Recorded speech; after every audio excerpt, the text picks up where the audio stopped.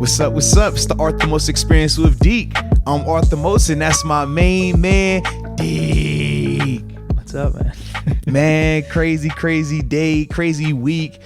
Action-packed podcast, though, man. Shout out, we had one of my good friends, former teammate Stephon Tuitt. He joined us for an interview. You'll hear that later on in this episode, man. Fresh off the interview, actually. Absolutely, man. You know, we just doing what we do, man. We're wheeling and dealing, becoming like real-life podcasters now, huh? Bro, I feel it with this new setup because we got the cameras like facing us. Yeah, we got man. Chairs. We're evolving, man. And then look at these shoes, dude. Man, you know, I want to upgrade the aesthetics, the visuals to these videos for the people that tune into us, you know, on social media at TheBody52, at Chilling with Deke on Instagram, Twitter, YouTube as well, Arthur Moats. So when they check us out, I want them to make sure they seeing something that appeases them, and you get that with the shoe look, man. Yeah, if you're listeing strictly through audio on iTunes, my man's probably got how many Jordans you say just like stacked up here in these clear Probably cases? about Looks pretty 250 sweet. just J's alone, man.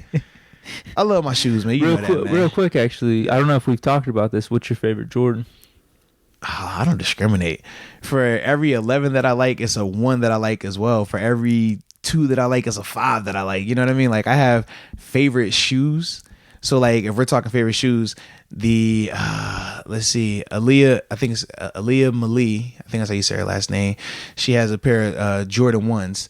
They have like corduroy satin on them, just dope. Then I have let's see, my Bel Air 5s. Fresh Prince of Bel Air Jordan 5s, clean. First pair of J's that really got me into like being a sneakerhead.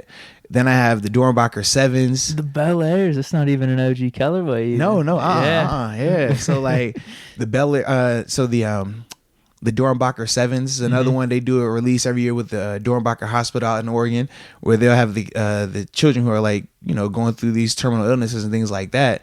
They'll custom make a shoe, auction it off, exclusive. Yeah, those ones are really tight. Some of those so are I got really good. Couple of those, man. I obviously love my 11s, my Space Jams, my Concords, my all red 11s. Like, you can't go wrong with that. But man, then I think about the 9s. The was it Chicago colorway 9s that you saw Michael Jordan wearing Space Jam when he was just going to practice before he was getting into the game. Yeah. Like, I love those. Then I got your 14s. The Ferrari 14s are sick. Man, I mean, the Jordan 3s are like iconic Jordan shoes. Your Call 4s. I can go on, man. I love my sneakers, man. I was gonna say, bro, you're not messing when you say you don't discriminate. 'Cause, Yeah. like some people say that with music, like, oh, I listen to all different types of music, Right. but whenever you ask them, like, all right, what type? Which way? Yeah. Like, they're only really naming like kind of one thing, but rap, you just went off on like all the pairs. And that's before I even get to my 8s. So yeah, man, like, this is a true sneakerhead, man. I love my sneakers. It's one of those things when I was young, I couldn't get them. Mm-hmm. And now when I was able to work hard, have success, I was able to treat myself a little bit. So that's how I do. That's how I live now. And, you know, hope you guys enjoy the view. So yeah, 100%. But yeah, so like we said, man, action-packed podcast, man. Mm-hmm. Y'all definitely gonna want to hear that Tuitt interview. Is dope. So definitely stay tuned for that, man. But yeah, bro, that was fun. let's just a quick recap everything that happened with the Steelers this week. Obviously, everybody knew about the news. Ben Roethlisberger out for the season. Mason's the starter going forward. They make the big trade. First round pick away for Minkah Fitzpatrick, safety out of Miami. Played at the University of Alabama, high pedigree, 11th overall guy. At the time of our first podcast, we talked about that. It was literally like 5 minutes. 5 minutes later, we finish, and they're like, Sean Davis goes to IR. So that's another big move, man, in terms of Sean Davis being the starting safety for this team for the past couple of years. Contract year for him as well. And I mean, he plays 2 games, and now not even 2 games, he plays 1 game because he set out the first game versus the Patriots, and now IR for the season. So that was crazy. And that actually, when I think about that move in particular, it does make a lot more sense of why you were bringing a Minkah. If you knew that Sean was going to be hurt potentially long term like this, you make that move for Minkah. You bring in an extremely talented athlete who could step in right away and play without having to have a controversy, as we thought could transpire. Yeah, that's what I was thinking too. I like I in general, I'd say I'd like the move, but I would have liked it even more if it was for a second rounder. But like now that he's on IR, really like the move. It makes Absolutely 100% sense because we're gonna have that hole throughout the rest of the season. Absolutely. And if they're saying, you know, we don't want to throw in the towel with Mason, I mean that would have been a pretty big hole, I think. Oh, I agree, man. Filling it with this dude who, like we were saying this whole time, first round, 11th overall. Very versatile too, man. Has lined up everywhere. Even though he says he wants to just play safety, my man's going to get some man coverage. He's going to lock up on some guys, in particular this week with George Kittle, who's all-pro tight end. Set the tight end receiving record last year with over 1,400 receiving yards. Crazy. Now, what was I going to say? Crap. I completely forgot. Hold on. It's coming back. Okay, so the people down in Miami, it seems like that they really like Minka a lot. So I think that's some good news to hear because it's one thing just to, like I was saying to you, see his rating on Madden or just, you know, people bashing the trade a little bit. Maybe we gave up too much, but for the hometown team to be saying like, no, you guys got a gem here. Like I think that's some pretty good news. Well, yeah, man, you definitely rather they say that, but I always laugh too because I'm like, after 1 year, what do you really know about the guy, right? Yeah, I laugh at the guys that I've seen have a ton of success in year one and then they flame out, and I've seen the adverse where you look at Ryan Shazier who struggled in year one, and people were calling him a bust. They were questioning how good he could be. Even in year two, and then year three hits, and you're like, whoa, he's an animal. Definitely calling Timmons a bust. I remember that. Yeah, he was another one. Yeah. Because it was between him and Puzlesny at the time. He was another one of the big linebackers. Yeah, that's a former teammate of mine, man. Love Paz, man. Yeah, but he was getting all those tackles up in Buffalo, but like Timmons was in and out of the lineup. He got hurt. Yep. Yeah, they're going. Absolutely. It was probably not until like year three where he really started kicking. Yeah. But that's how it is, man. So that's I'm always just like, you know what, just I'll be patient because I mean I saw people even asking, is Devin Bush a bust or is Terrell Evans a bust? I'm like, bro, well, stop it, y'all are crazy. we posted that Terrell Edmonds pick. Oh yeah, his off-white cleats. He was talking fire. About dude. Well, people were going off on you, man. They were like, he needs to focus more on ball than shoes. I'm like, man, y'all are tripping. My man is in his 17th game, 18th game as an NFL athlete. Like, stop it. Shazier didn't become Shazier until year 3, and y'all swear by him. So the same way y'all swear by him, but y'all had to have some patience. Same concept with Terrell, man. Absolutely. But yeah, overall, I like the move. It seems like you do as well now. Yeah, I do, man. With the new news of Sean Davis. Correct. If Sean Davis was still here or going to be coming back, I wasn't a fan of it all the way. I thought it would be overkill. I didn't really see how it makes this team better right now. But with Sean Davis going to IR, it makes perfect sense. And for the Steelers, not to be a conspiracy theorist or anything, but now they don't have to pay a certain individual, because with Sean Davis being in a contract year, they were going to have to make a decision in terms of extending him or finding a replacement for him through free agency or through the draft. So now by bringing in Minka, now you don't have to pay Sean Davis the contract that he was going to get, whether it was what you wanted to offer him this year or what he could command if he had a big year. Whereas Minka is going to be cheap under a rookie salary for the next 3 years and the option for a 5th year. So from a business standpoint, it makes sense. And then it really makes me wonder, like, how hurt is my young guy? But either way, it's good for the Steelers, man. And yeah, it'd be interesting, man, for my guy, though, man. Shout out to my dog SD, man. How hurt is my young guy? Yeah. How hurt is it? It makes you wonder, because I don't want to get into it, but I've seen guys who have labrum injuries play before. But if they were able to get that trade, it's kind of like, hey, my friend, we love this safety. They talked about this safety too. Coach Tom on the record said it was 2 safeties that he loved in last year's draft. We all know one was Derwin James. This is Minka Fitzpatrick. I don't know where Terrell Edmonds falls into that, because he was in that same class, but he said he had 2 safeties he really loved. So we're like, all right. So he got a chance to get one of those safeties a year later. He's looking at SD like, I got to pay you. You know what? You're hurt. Your shoulder, surgical. But like I said, I'm not a conspiracy theorist, so we'll just leave it at that, man. My dog gonna bounce back, though. Shout out to my man SD, man. Nothing but love for my brother. Right, we don't really know. We don't. This is like some of my conspiracy takes in the past. And I made sure I did not contact SD until after we record this. Once we record this and we finish, then I'm going to hit him up. But I didn't want to do it before because I need plausible deniability. Right. So I don't know anything. Speculation. You know what I mean? Just strictly speculation right now. Reckless speculation. That's it. Just let me be reckless. Yeah. But yeah, other big news popping today. Yeah, man. Talk about it. My man, Yeah. Deontay Johnson, is going to be the starter this week, and actually said from here on out. Mm-hmm. And we kind of talked about this in the off season, leading up to our first games, like who's going to be the slot receiver, Right. how's the receiver depth chart going to shake out with all these guys. And I was hopeful on Deontay for whatever reason. I saw him a couple times in the preseason. He's got the it factor. He makes people miss, man. I saw the highlights from Toledo. I mean, that's what us fans do. Like once someone gets drafted or once you acquire a player. Shoot, I do it too. Yeah. I'm looking straight at if you ain't got dope highlights, then I'm scared.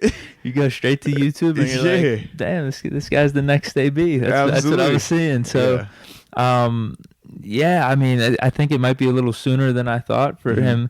Well, even the starter, like the number 2, I was thinking more of him being number 3. Right. And this is the thing we've been going back and forth on this whole time. Like, I don't see why James Washington isn't the wide receiver 2. I think he just fits that Juju role, or is it going to be just them 3? They're going to be moving them around. I think that's how they're going to start the game out. But I think James is going to definitely get the lion's share just because of his rapport with Mason.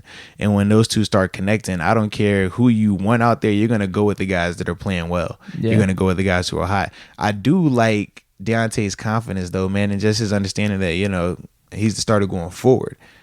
But it's important that Marky was a starter going forward as well for 2 weeks. So make sure you produce. That's all I'm saying. Like, you can have the confidence, but make sure that you produce. And that's the biggest thing, man. But he's a young kid, extremely talented. Bumped into him, actually, him and Juju at the facility. And they're ready to go, man. Juju always, smile on his face, hype, ready to make plays, man. So I'm hoping that rubs off on Deontay. And we get an explosion offensively. Because I believe in Mason. I think that he has what it takes. I don't know if he's franchise quarterback yet, but I think he's going to do well. Yeah, I have an eerily good feeling now about the offense. Yeah. If Washington gets more work and more looks with Deontay out there, and hopefully James is healthy, I don't know. I have a good feeling, and we heard Tuitt talking about it a little bit. I mean, the defense kind of takes this as like a challenge. Like we don't want to put too much on the offense's plate now because we know what type of situation we're in. Absolutely. So let's step up and make some big plays. And for a lot of those guys on the defensive side of the ball, this is not their first time being out there without Ben. This is not their first time being out there with some injuries. This is not their first time feeling like they have to step up and make a play. So a lot of those guys thrive in those moments. I know Coach Tomlin, he loves being the motivator. He loves these opportunities where it's adversity, where everybody's doubting you. Me and Tua talked about 2015. We dropped those 4 games in a row. Ben's hurt. Man, people were crucifying us. And Coach Tomlin, man, the way he talks to you, man, he look you in your eyes, you ready to headbutt a car. You're like, bro, I nothing can stop me. Wait, what does he say? Like, they don't think you're good enough? No, I mean, he relates to each person individually. So for me, he understands that I take pride in being a 6th-round draft pick that has made it this far. So he's like, Moats, 6th round out of JMU. No one respects JMU. I mean, they say outside of Charles Hilly, ain't nobody good come from there. And I'm like, okay, bet. And he's like, well, how can you prove that? Like, what are the things that you do? Granted, you're a smart player, but you're going to get a sack. Okay, you got a sack. That's cool, but why not the strip sack? Are you just trying to be a good player? You're trying to be a great player. You think about the Von Millers of the world. You think about the Chandler Jones of the world. These guys are globally known as pass rushers, but what are you going to do to make yourself be on that level? How can you be that same type of impact player? Because we need you. We can't have a championship. We can't achieve the goals that we have if it's not for you. And you're like, yo, you right. And that's how he talks to me. But then I seen him talk to Tua differently. Like, okay, Tua, you got 2 sacks. That's cool. But shoot, they signed this guy because he could block you to sleep. You ain't get a sack versus him 2 weeks ago. What you going to do this week? And it's a different tone. Or then he talks to Cam Hayward. I wish I had Aaron Donald. I would have drafted Aaron Donald if he was here. And that's how he motivates him. So everybody he talks to differently to get him going. And everybody responds. But that's the thing with Coach Tomlin, how he uniquely knows what ticks people, what gets them to shut down or ultimately step up. And that's the thing that makes him so unique. And that's why he thrives in these moments, because he's so personable. Whereas coaches who don't really have that relationship with the players, they aren't able to do that. They're not able to connect. They can talk X's and O's, which is great, but they can't motivate the players the way that a Coach Tomlin does just because of that personal relationship with them. I like that, man. Yeah, man. That's good stuff. So there's hope. Oh, absolutely. Without a doubt, man. Without a doubt. So you want to get into the game then? Yeah, man, we got to dive into it. Like I said, man, we obviously got Tuitt coming up later, which is going to be crazy. But yeah, man, to just touch on this game a little bit, Steelers, 49ers this weekend. We'll be in attendance once again. It's going to be crazy. Some of the things I think that definitely needs to happen, though, the running game, right? I think that we need to see James Conner, Steelers offensive line. We need to see them take charge because you don't want to put too much pressure on Mason, right? If Mason goes out there and balls, great, but you don't want to have all your eggs in that basket. I feel like you got to have something to alleviate that a little bit. And James being a Pro Bowl running back behind an all-pro offensive line with multiple Pro Bowls up there, they haven't looked the part these first 2 weeks in the running game. Yeah. I feel like this is the time. Don't you agree? No, I agree 100%. The thing that worries me is the injury, though, a little bit. But they're saying he's going to be ready to go. So I guess if you're out there, there's not really much of an excuse, right? When I was going to tell you, too. So I did talk to him to get that information because I needed to know. The inside scoop yeah, here. I talked to him Wednesday. Even when he wasn't practicing, he was like, "Yo, I'm good." Like, okay, cool. So he looked me nice. I said, "I'm good." I said, "You the kid from Erie, PA? I believe in you, baby." All right, cool. Because I was thinking about this is my thing with those fantasy teams. I have him and Ben. Yeah. Now that Ben's gone, like the dream's dead, kind of like I don't have the. Pick up Mason. I do have him in one of the leagues. Well, there you go. The dream's back alive. But the other league, I had Tom Brady on my bench, so I'm starting. You what? I'm starting Tom Brady on. You said what? What did you just say? Bro. This is a family-friendly podcast, Deke. Family-friendly. You come in my house, you wear the Boston Red Sox hat, you talking about some Tom Brady. Who sent you? Where you from? You from Midland? Where you from, man? The Boston hat, I just like the colors, that's all. It goes well with outfits. I don't like the Red Sox. You got Penn State shorts on, man. Where are you from? I don't like Penn State either, man. But you got Penn State shorts on. You are conflicted. I don't make sense. Yeah, exactly. You are Deke. That's Deke is Deke, guys. Just go with it. Anyway, I was thinking about shipping off Connor maybe because the injury. Ben's not there. Is the offense going to look the same? But I got the inside scoop. I'm rolling with him now. Yeah, man. James said he's good to go. He looked phenomenal in practice Thursday. Hey, this is the week. But it's not going to be easy, though, because that 49ers front seven is nice. Say, you watched that game? Absolutely. So, yeah, they did not get any running. And think about Joe Mixon led the AFC in rushing last year. They made Joe Mixon like he was on the practice squad somewhere. Like, they were busting him up. Quan Alexander was flying around. That D-line in particular, man, they got a ton of draft capital in terms of first-rounders up there. You got Armstead. You got Bosa. I mean, just a ton of talent, and we're not even talking about Richard Sherman, who's looked straight just like he found the fountain of youth out there now, man. Yeah. So it's gonna be a tough task, man. No, but that's definitely I would say a key. But I feel like also, man, you set that running game up, then that ultimately Vance is able to start having a bigger impact, and the receivers in terms of Deontay Johnson and Juju as well. Yeah. Because now they can't stack the box like that, man, and I think that's gonna be key. Well, how much do you think it was? Just that game in general, really. I mean, it was a blowout. Was it the 49ers doing so well? Because even their first game, I mean, they played Tampa Bay. Yeah. Jameis kind of gave them the game a little bit. How much is it them? Do you think they're a really solid team that's going to make the playoffs? Or is it just those two teams, the Bengals and the Bucs, just their ineptitude? I don't know, because the Bengals looked really good week 1 versus the Seahawks. And I felt like they should have won that game if it wasn't for Dalton and the ball being wet and him just slipping in his hand to get an interception in the red zone off of that. That's a totally different ball game. They win that. But they didn't have the crazy turnovers like Jameis had. They literally they had the explosive plays down. They were able to score on a long screen play. They were able to score on it was almost like a fake trick play with Goodwin going up the backside, catching a bomb, things like that. But the things that stood out the most to me when I look at that Niners team, they ran the ball. They had 2 rushes over 100 yards rushing. I kept seeing that Moats guy. Oh, yeah. I don't know how to pronounce his name. Mosler, something like that, yeah. Bro, he had some moves. But no, the one for me, man, was Breida. Matthew Breida. Sheesh. I saw one play. He starts to the left, spins out, comes back to the right, jukes. He makes was it William Jackson the third just dive and eat straight grass. Then he goes and put it in 5th gear and drops for 30 yards on him. I was like, oh, this dude's for real. Like, that's the type of stuff that makes me a little nervous when you have individual effort like that, a guy who could just make something out of nothing. I feel like there were some big ass holes though, and it was just like the Niners were dominating them. Like it was like every time they ran the ball, it was like a guaranteed 3 yards. So I'm just from what I see, it looks like our defense is a little better than that. We can I'm hoping so, man. I'm definitely hoping so, because that Bengals defense looked a lot better versus the Seahawks than like minus the turnovers that we got for the Steelers. As a whole, they didn't have the same type of success as Cincinnati's defense did versus them. So I'm just... That is true. That's the thing that makes me... But in this league, it's matchups too.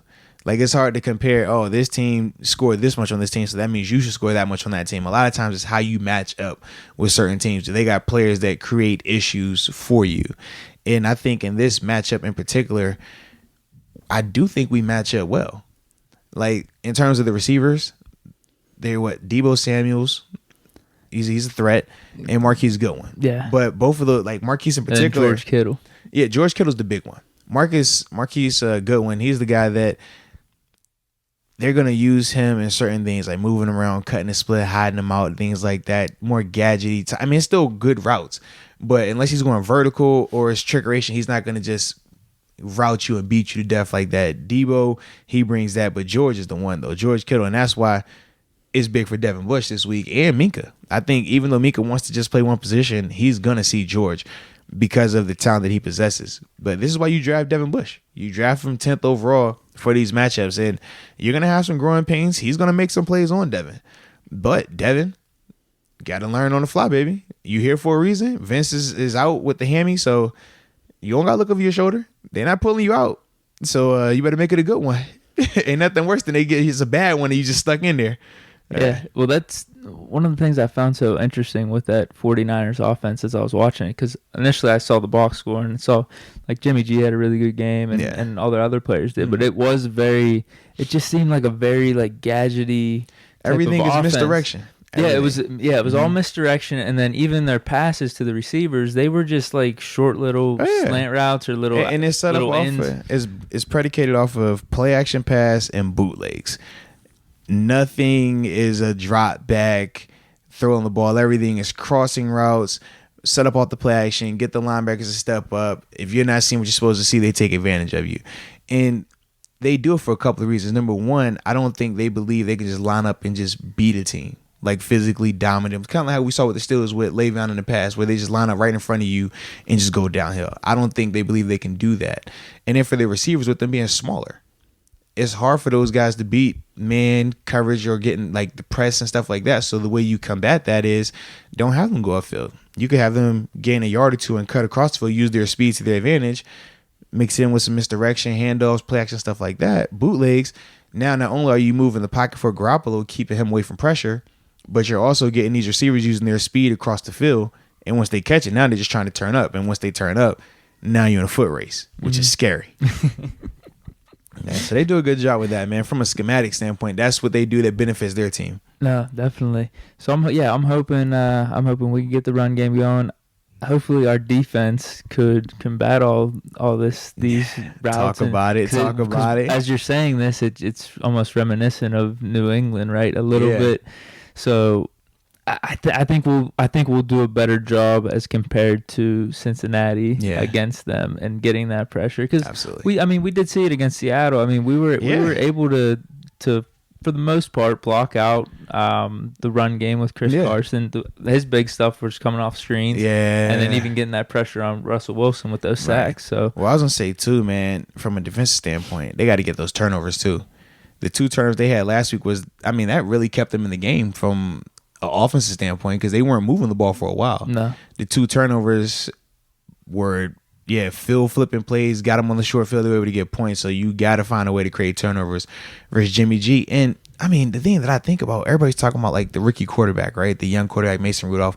I call him rookie because this is his first time out there. But when you just compare him to Jimmy G has only had 10 NFL starts. He's still young. That's not even a full NFL season under his belt. So he's very raw as well. And I'm like, hey, man, we might have a guy. Mason might be the one. Honestly, if you watch Jimmy G, they look almost identical throwing. Yeah. They look almost like they have the socks the same. Seriously, they look identical. What do you think? You said Richard Sherman finding the fountain of youth. What do you think he'll be doing? Is he just going to be following Juju around, or is he just going to stay on one side? Most of the time he stays on one side. That's pretty much what he does. Which, like I said, that does benefit Juju if he does do that, because then Juju gets matched up versus some of the lesser talented corners. But we've also seen Richard Sherman travel as well. I'm not exactly sure how they're going to implement that. I think with them, though, they predicate a lot of their secondary stuff on that rush. Their front guys, they get after the quarterback, and that's the thing that makes them so tough. So, yeah. What's the final take? Man. What's the projection here? I'm gonna say that Richard Sherman does follow Juju, just because right now he's proven to be the only viable threat. And until Deontay Johnson or somebody else steps up on a more consistent basis, they don't have to feel threatened by these other guys. So you wouldn't want Richard Sherman wasting away on somebody that's not getting any action where you know Juju's the guy they want to go to. So you don't think they know about that special connection between Rudolph and Washington yet? I mean, they probably know about it. I mean, that's the only thing. They don't believe it. Because different collegiately, you're playing in the Big 12, man. That's all I'm saying. Defense is a little different in the Big 12. They haven't been watching our preseason tape then. Hey, defense is a little different in the Big 12, and preseason defense is a little bit different. That's all I'm saying. He wasn't facing Richard Sherman out there. He wasn't facing all those studs. That's all. It's a little bit different. So what's your final projection or take for the game? Oh, man. Actually, I think the Steelers are motivated. I think they shock people. I think there's some question marks in terms of San Fran. I think they win 21-17, and here's why. The running game, I think, does get set up, but I think they don't have an answer for Vince. I think he's going to be the guy to really emerge. And with Mason, this is the issue that you get when you're playing against a younger quarterback, a guy who's just getting a start. No matter how much you want to prepare for him, no matter how much you want to take him serious, human nature doesn't allow you to. Human nature says, oh, this guy young. He was a third-round pick. This is first start. Like, we ain't tripping. We're going to blow him out. And you come in a little bit too hype, and it's their home opener. So it's a lot that's going to be going on for them. For me, I think that with the Steelers, they rallying around that adversity and rallying around being an underdog and rallying around people not taking them serious.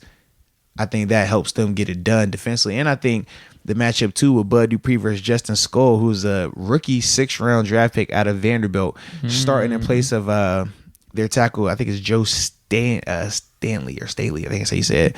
Yeah, he broke Staley. He's been there for 15 Staley. years. Yeah, so he broke his fibula in the last game. So the rookie 6th-round draft pick out of Vanderbilt, not Alabama, not Miami, not James Madison University, not Pitt, not Penn State, Vanderbilt is going to be starting. And Bud, regardless of what you say about Bud, the one that you can say with Bud is when he gets a matchup versus a 6th-rounder or somebody that's struggling, he does take advantage of that. So I'm expecting to see a big day from him. That's the thing that makes me also like, you know what? This could work in our favor a lot.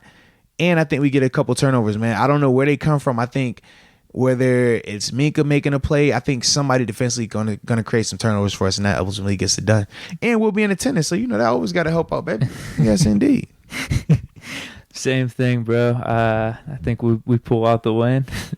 Yeah, 23-16. Okay. Pretty close to your score there. I like that. I mean, you kind of took a good range. I think most people would say the score is going to be around there. Yeah. In this one, considering everything that's happening with us at quarterback and even there, I know they scored a lot on the Bengals, but like I said, I think our defense is a little bit better. So I like it. Yeah, 23.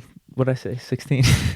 You said, I almost forgot. Did you say 23-16? Yeah, you might have said that. All right. Yeah, because I'm not trying to copy your 17. Okay. There we go. 23-16 then. I like that, man. Yeah, motivated, underdog, and we're gonna pull it out in San Fran. True. It's gonna be good weather. I mean, it's gonna be good vibes going in from Pittsburgh to absolutely. San Fran. It's gonna be great vibes because we're gonna be out there coming back. Yeah, having a blast. Saturday night, having a blast. Sunday at the Terrible Tailgate, having a blast. Where we're gonna be at Green Lot 1. Directly across from the stadium, from Levi Stadium. So, we're going to get everybody hyped up and ready to go for the game. Mm-hmm. Then we get in the game. We just carry over those festivities and that excitement. Get the dub. Party on the plane back. Mm-hmm. Simple. 100%. Simple. Steelers win. Duh. Now for for around the NFL news here. Oh, I thought we was talking about our bets. All right, I like around the NFL. Let's talk about that, man. Then we'll go bet. Yeah. Yeah. So probably the biggest story this week was Yo boy. Who? Daniel Jones. Yo boy. Or was your boy Eli? Nah, neither. Neither.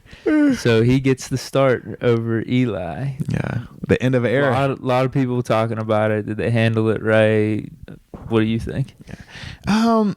Honestly, I think they did. The thing that's funny is people become blind to those moves that transpired other positions. And they always feel that the quarterback shouldn't be open to some of these moves, regardless of how long they've played. But that's a reality. Think about with James Harrison. It was a reality. The same thing happened to him. It happens, man.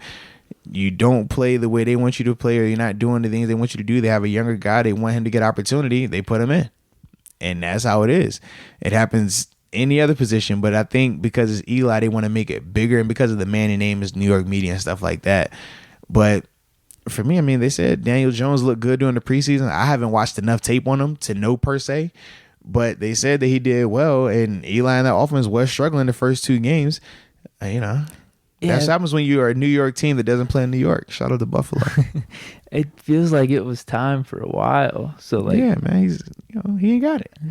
And this is the real question. Was he ever an elite quarterback, or was he just a really good quarterback who thrived in great moments? He thrives in big moments, but was he ever just like a Tom Brady, a Aaron Rodgers, a Big Ben, a Phillip Rivers? Nah, I'd say if there were any points where he had his like better seasons, he was probably, people would rank him maybe like 8th or 9th. Yeah, he never led the league in passing, never led the league in touchdown. Led the league in interceptions a couple times. I don't think at any point anyone was really saying he was a top 5 quarterback. Yeah. I would say in the 8 or 9 range. Like he had some decent runs there, especially for Super Bowl years. But and it's the name though.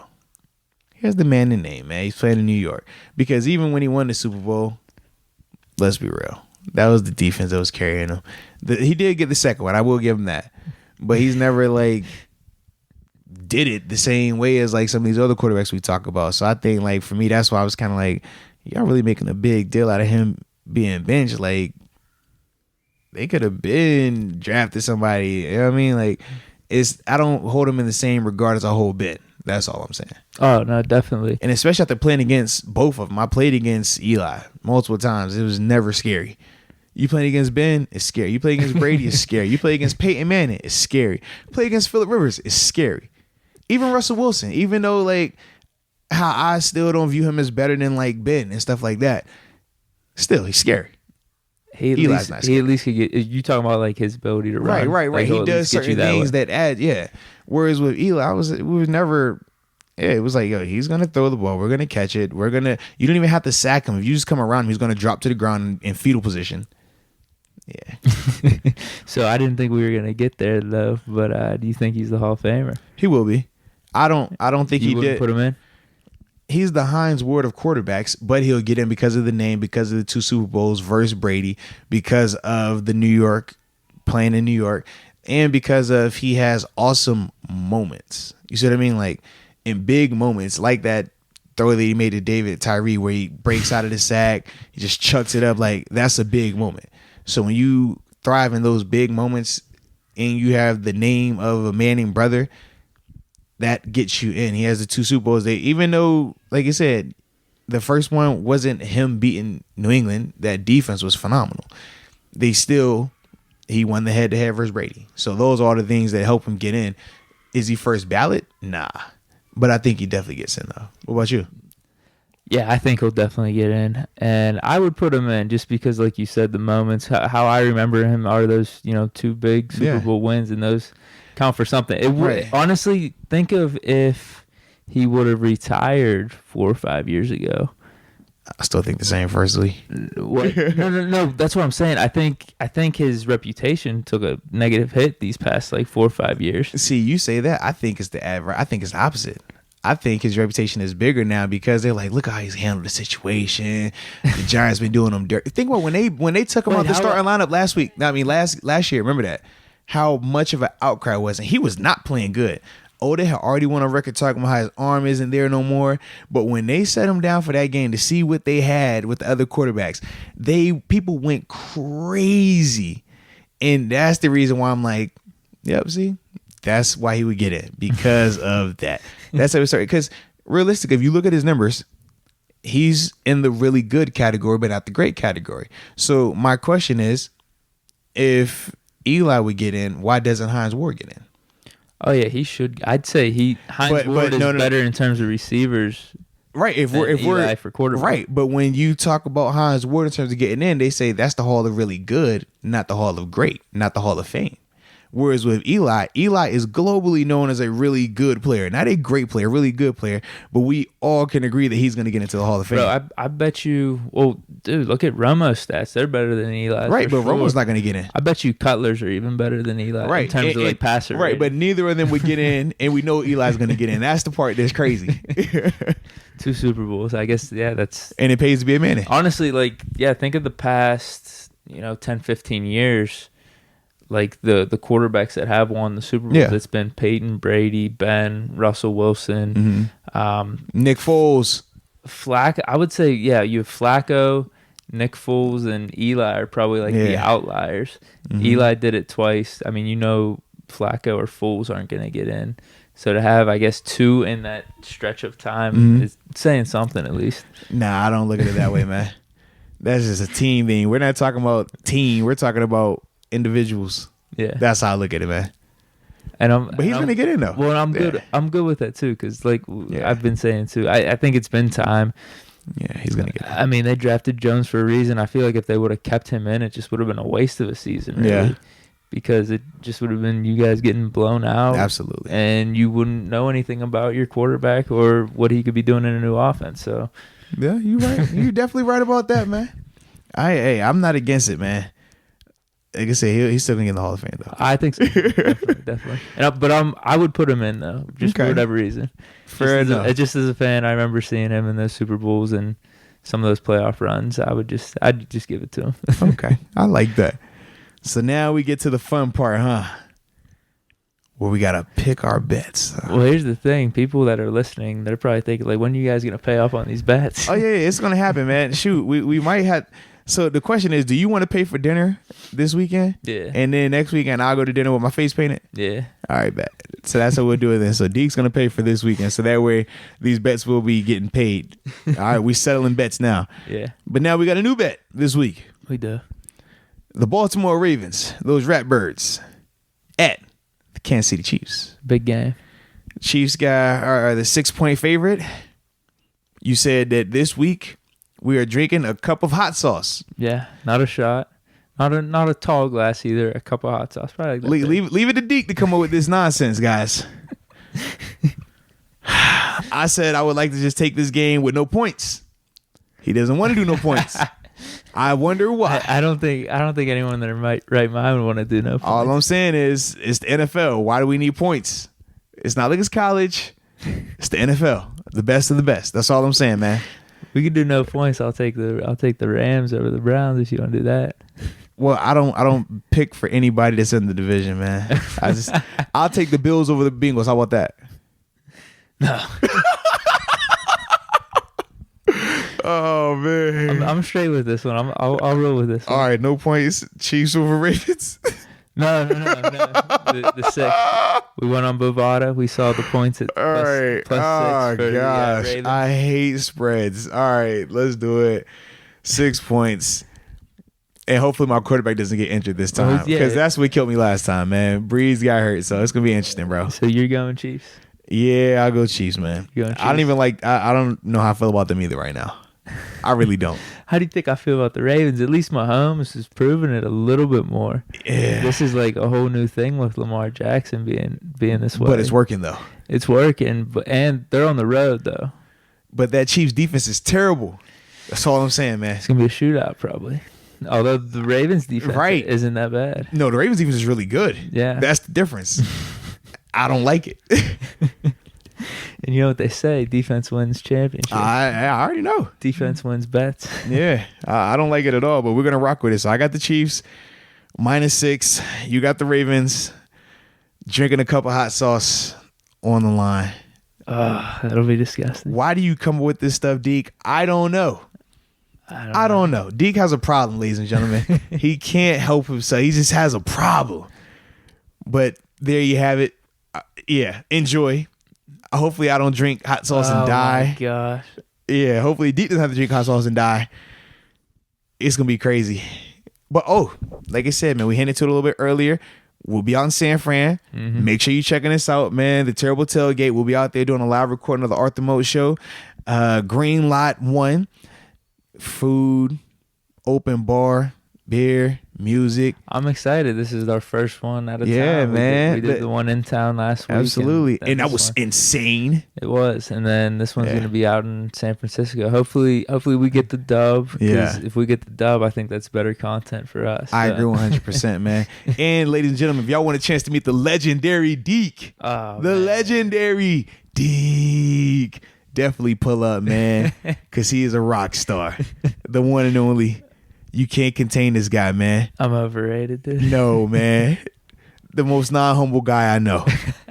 I love him. That's my guy, man. So, we talked about it too, man.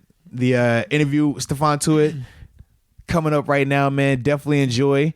It's going to be dope, man. Oh, yeah, 100%. I thought it was awesome. He talked pretty in-depth about his mission trip over the summer and kind of what it meant to him. Like Terrell dropped some little life advice gems. He gets into his cooking. It was a blast. Fire, and man. Obviously, I know we got Steeler fans listening. We talk about the game. Yeah. We got some of that in there too.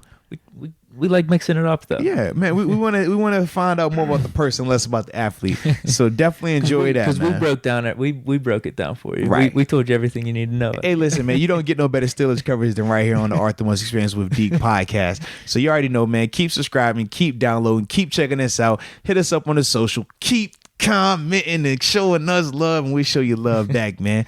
All right, so that's it for this week's episode, man. Hope you enjoyed it. Thanks again for listening, and until next time. Peace. We're going to be joined by one of my good teammates, former teammate, good friend of mine, second round pick in the 2014 NFL draft, going into his sixth season now with the Pittsburgh Steelers, starting D tackle, D end. I just call him a D lineman because he's versatile. He does it all. Stephon Tuitt. My man Tuitt, what's up, bro?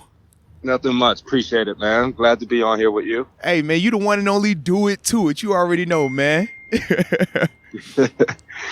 Man, so obviously you had the big monster game last week, 2.5 sacks. So, man, just talk about how you feeling going into this game this weekend versus the 49ers. Well, the 49ers got a lot of good playmakers on their side of the ball. We just got to make sure, we make them one-dimensional. They got a lot of guys, when they get the ball in their hand, they can make something happen. So our goal is to go over there and, make them one-dimensional and make the quarterback throw the ball more than he wants to.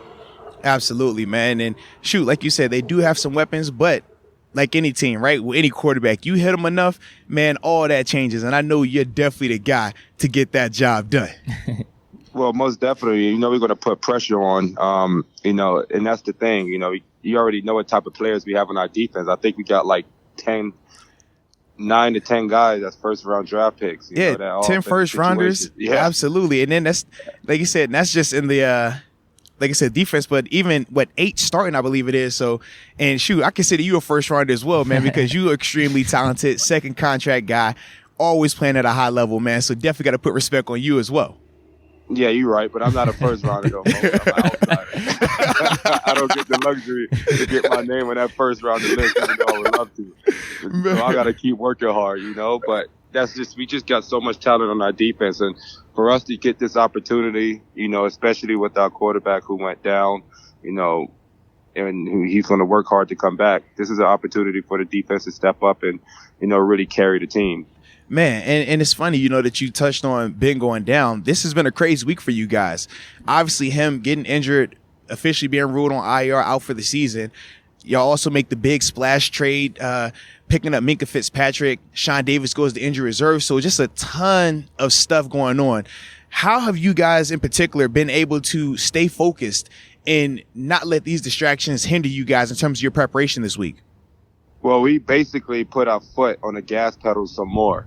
We was already going at probably 80. Now we're going like at 100 now. You can't look back. And, especially, most being a player, when stuff like that happens, everybody have the thought process, what's going to happen now, or starts having these second guess. And that wasn't us. We definitely said, we know this is the situation and we got to capitalize. I think Coach Tomlin did a good job and, definitely keeping everybody focused on the team and really emphasizing how we need to go to San Francisco and come away with a win. Yeah, and Coach T, he does a great job in terms of getting the guys motivated. I always talk about 2015, man, when Ben went down and we're having to play a couple of games without him on the road or whatever, and how he would come in there and have you ready to run through a wall, man. But that's just what he does. He thrives in these type of moments. And I think that as a team, the guys that are there, in particular you, thrive under this type of pressure, thrive under these moments where people are doubting you. Well, most definitely, because we was I was on this team where we lost 4 games in a row. You know what that feeling was like, Moats. It was hard. Ain't no question. We got the whole world against us. They were calling us the failures of the Steelers, man. It was rough out there. It was really rough. You couldn't even leave your house. But we ended up coming back and going to the AFC Championship. So, I don't have no pressure about, not getting the job done. We just got to simply get it done. We have the talent on both ends of the ball. We believe in Mason Rudolph on one end of the ball, but to take the pressure off of him and not put it all on his back, we need to have a great defensive performance. Absolutely, man. And now to switch up a little bit, right? Because I'm sure, man, you always talk football. But as we've had numerous conversations before, you're more than an athlete. You're so much bigger than just football. And this offseason, you put that on display, man. You took a trip to Honduras to help support a medical mission at One World Surgery. So just talk about what that experience was like for you and ultimately what inspired you to do it. Well, for me, I always had a big heart, man. And I'm not a big, guy. I go out there and like to post a lot of things on social media. I just kind of like to do things that really means a lot to me. And growing up in a household and where, we had a chance to have some good things, but at the same time, every week wasn't a blessed week for us. I lived without lights and water and, sometimes, without electricity to be able to eat some food. Man. So to me, it definitely touched my heart to be able to be a part of things in which kids can have opportunities to grow. And, especially when they doing it from a standpoint of, education and religion and, being able to go back into their communities and give back to their communities and grow their communities. And you can see how much, financially, how that helped the cities itself when the kids go back to the cities and implement the things that they learn. And Honduras has a program with, One World Organization, and it's not a homeless shelter at all. And it's not don't call it, a place where kids go to and, live. It's a place where, they come from backgrounds in which, Honduran people get paid $2 to $3. And, that's kind of everybody working in their house. So imagine your kids working and you're working and you go down and now, the breadwinner is gone and now everybody else who's making $2 to $3 is not going to be enough for the household. And right. When you live in a type of environment like that, in an ecosystem like that, it's just, it caused a lot of downfall. It caused a lot of things that only happen that are unheard of. And you have an organization in which One World that created a sanctuary for these children to go to have a background, to be able to grow, to be able to have meals, to be able to have education, to be able to have religion, to be able to have people around them that's going to be there at all time. It'll be a level of commitment, and these kids going to have a trust, and these kids going to be able to grow. And just from this alone, within, I think this place been around already for 30 years, I think, and they already put out doctors and lawyers and people that gave back into the society from a political standpoint type of way, medical standpoint type of way, and law type of way, and they already increased the money that Honduras is making, economy-wise, by millions of dollars by people doing that. And you just see another generation of kids that's going to follow the same footpath.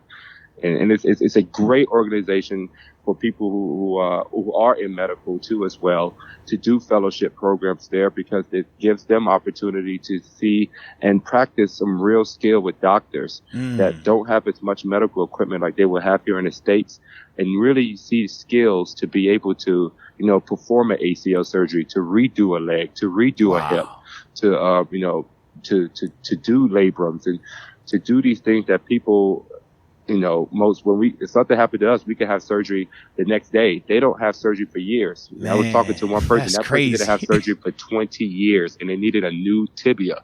Wow! Oh my gosh! And they had to literally break it again, and it formed back into a deformity. They couldn't even walk, so they had to basically restructure the whole leg. It's something that could have easily been handled if they would have been able to have that surgery, right? Absolutely, man. Exactly, but they don't have that. And and what's even more funny that these people, when they get out of surgery, these surgeries are like I'm in there, I'm watching them, and these surgeries they're gruesome surgeries. They look like it hurt. You hear crushing of the bones, you hear everything, and they get out and they say thank you, and they just take Advil. What? Yes. It's Advil. The most unbelievable thing that you'll Holy ever cow, see, man. because that's how much pain that they're in. Yeah. When they get surgery, and after they get surgery, they literally leave within a couple hours right after their surgery from when I'm waking up from the anesthesia. And leave with their family and say thank you, gracias to the doctors, to me when I was there, and just say how much better they feel. And they go within the time period, and whenever they do, they go back to work, and now their families are benefiting from them to be able to work again. And that's just the type of thing that this organization is doing. And that's changing an economy, that's changing an environment, and that's shaping and molding the future of this environment. And that's things that I like to be a part of. Man, that is awesome. That's awesome, dude. Deke here. Now, I have a question about that trip. Is there anything unusual that you learned about that culture, something that you took away? What I took away was, we're extremely blessed here in the States. And, just really take some time to just always, just thank God for your blessings. Because the things that we have here, I think over time, I know that we always complain that we don't always have it the best and things could be better, which is true. But I do think overall we are blessed to be able to do some of the things that we do, and in a timely manner that we could do a lot of things. And I think when you go to one of these places where they don't have half of the stuff that we have, and homes made of cylinder blocks and tin cans and just things that you see, going up in the mountain, and kids playing, making soccer balls out of bottles and making nets and goals. You just realize there's just a level of authenticity that's really like raw, and you just build a love of just the person that you're beside, and not for the materials, not for it, but you just build a love for the person. And that's the thing that, I really took back of just understanding that appreciation. And that's something that, I took back from that. Man, that's dope right there, man. That's deep. Yeah, absolutely. Now, I have another question here. I saw something interesting that you said on a previous interview, and it had to do with your biggest pet peeve, and that was when you said you don't like when people live for other people. Can you elaborate on that, kind of like what you meant? And has there been like a point in time in your life where you kind of like realized for yourself, like, hey, I got to start, living for me and like being my authentic self? Well, you can't always live in when I said that was basically me saying, from also experience, seeing it, and, being a part to talk to some colleagues and just, talking to a lot of good mentors that I have around me. I would probably say that, out of all those people I got a chance to talk to and experience the things that I've been in, you just really see a lot of things. And I was blessed to be a part of football that helped me see a lot of things. And a lot of those things are great things. And a lot of those things are things you have to go through and learn to be like, hey, this is me or not me. And one of those things are just in general, just understanding that you have to be your true self, because if you're not your true self, you can lose yourself very easily. And that's something we call getting lost in the sauce. And that's just, it's very true. I never understood it when I first heard it thoroughly, but, and I probably don't understand it fully yet, but I understand. I feel like a little bit of it now. And, a lot of people do things to me that, are shaped to their peers or shaped to the people that want them or mold them to be what they want them to be. And there's a lot of great people out there. And I think if they just really be themselves, they'll be appreciated more. But just because of culture and the things that we are a part of, and not just, our image and the things that we have, sometimes, you people feel as if they need to do things to be able to get that attention, to be able to have that, and not really understand the true meaning behind them being their true selves. And I feel like if people really did that, there will, won't be as many, financial, crisis between players. I think there will be also a better understanding of communication between, between player, coaches, player, and therapists, whatever they need. Talk about it. Exactly. It'll just be so much better. It would be a lot of better things. But just due to the way our society is, especially in the professional athlete world, any professional athletes, you just have this, you just have this environment and basically this 1% economy in which we get everything that we want and ask for. And I think it's just an opportunity for people to really just be themselves. But, sometimes that goes a long way. That could be an argument in itself.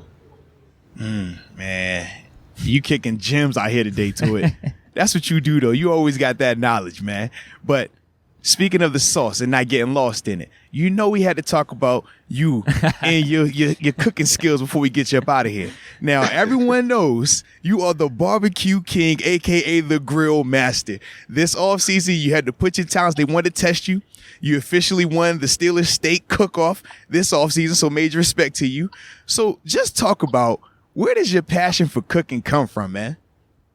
Well, my passion for cooking come from, being with my brothers when we was growing up. I was, like I said, a single-raised household. So, my stepdaddy was in and out.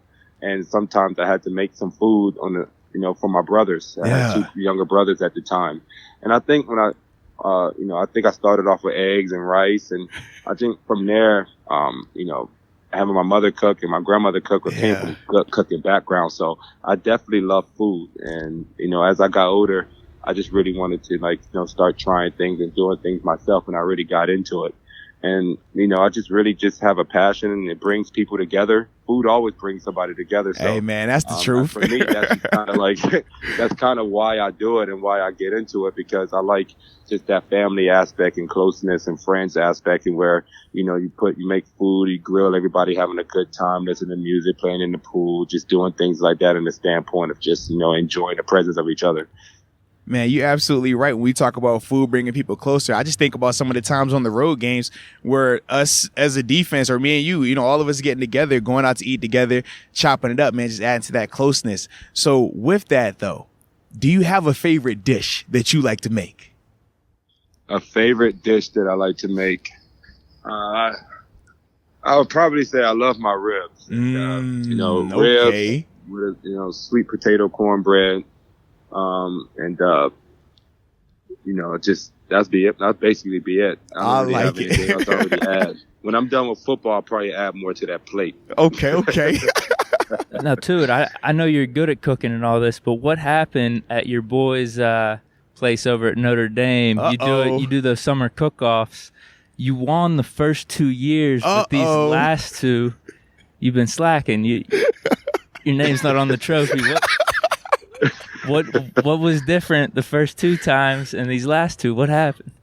Well, the thing is, this last time I should have won, but they graded it wrong. That's all it was. Wait, how'd they grade it wrong? They didn't explain it the right way. Okay, go ahead. It was a graded scale 1 through 10, and you was able to use the same number grading each individual. But people thought if they used the number already, they could not use that number for the next individual. Technicality. Yes. I don't like referees and I don't like judges. There you go, right there, man. So that's what it was. So technically, I came in a close second to the chef of Cheesecake Factory. Ooh, so okay. That's who I came into second place with, and he made his barbecue sauce out of a beer that he made. So it was a really close competition between him, and he handled all of the Midwest for Cheesecake Factory. That's tight, man. Well, shoot, you still my favorite. You my winner. I don't care what no one says. That's pretty impressive, though. Absolutely, man. But shoot, man, that's all we have for you today, man. We definitely appreciate you hopping on. Oh, I think Deke got one more question for you, actually. Well, yeah, we usually end on asking all the players this. What was your welcome to the NFL moment? Is there a story behind that? My welcome to the NFL moment will be I would probably say I remember John Mitchell, my defensive line coach at the time when I first got drafted here. He brought back a guy named Brett Kegel. It was Cam Hayward, Brett Kegel, Steve McClendon, and a couple other guys that had the line as well. And I was the youngest one. And it was this play that I just couldn't get right. And, this is how I know it's in the NFL, because I realized that the NFL is way different than college, in which, you could just go back to your dorm room and like hang out and, go back and, try to do it again the next day. The NFL, like, you really have to study. And I remember him calling me out and literally screaming in front of the indoor facility my name, saying how many times it's going to take for me to get it. And I was pissed off because not many people screamed at me. So that's the reason why I was like a little bit even more upset and more. Also, my ego was bruised a little bit because he called me out in front of everybody. But that was probably an opportunity where I got a chance to see like how serious and how much of a job this is for a lot of people. And it took it to perception, and it changed my perception of it a lot. And I took it a lot more serious after that to make sure I get it. Because if I didn't get it, that's a hole that was open, and that left a lot of people exposed. And you just realize how many parts of the defense that everybody have to do their job. Man, you definitely had a great one with Coach Mitch. He did not play any games. No games. Spend a little time with it, man. No leeway. Spend a little time with it. Oh, I like it, man. But yo, like I said, man, definitely appreciate you taking some time and hop on the podcast with us, man. Keep killing it both on and off the field. Keep being great in everything that you do, bro. And good luck this weekend. Appreciate it, Moats. I'm happy for you. Thank you a lot. No doubt, man. Appreciate you. Man. Peace.